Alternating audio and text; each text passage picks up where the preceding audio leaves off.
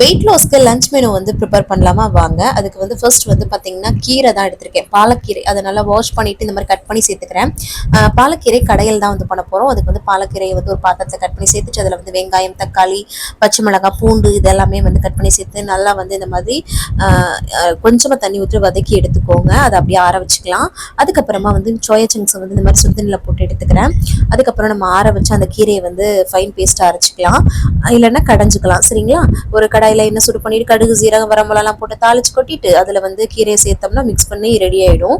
அதுக்கப்புறமா வந்து பார்த்திங்கன்னா சோயா சங்க்ஸை நல்லா வந்து பிழிஞ்சு விட்டுட்டு ஒரு பாத்திரத்தில் சேர்த்துட்டு அதில் வந்து பார்த்திங்கன்னா நம்ம வந்து இஞ்சி பூண்டு பேஸ்ட்டு, அப்புறம் வந்து சிக்கன் 65 மசாலா எதுனாலும் சேர்த்துக்கலாம், உப்பு, மிளகுத்தூள், அதுக்கப்புறம் லெமன் ஜூஸு இதெல்லாமே சேர்த்து நல்லா மிக்ஸ் பண்ணிவிட்டு கொஞ்சமாக எண்ணெய் அது கூடயே கொஞ்சம் தண்ணி சேர்த்து இந்த மாதிரி பரட்டி எடுத்துட்டோம்னா சோயா சங்க்ஸும் சிம்பிளாக ரெடி ஆகணும். ஓட்ஸ் களி வச்சு பிளேட்டை வந்து ஃபில் பண்ணியாச்சு. ஒரு சர்க்கரை வள்ளிக்கிழங்கு, அவ்வளோதாங்க.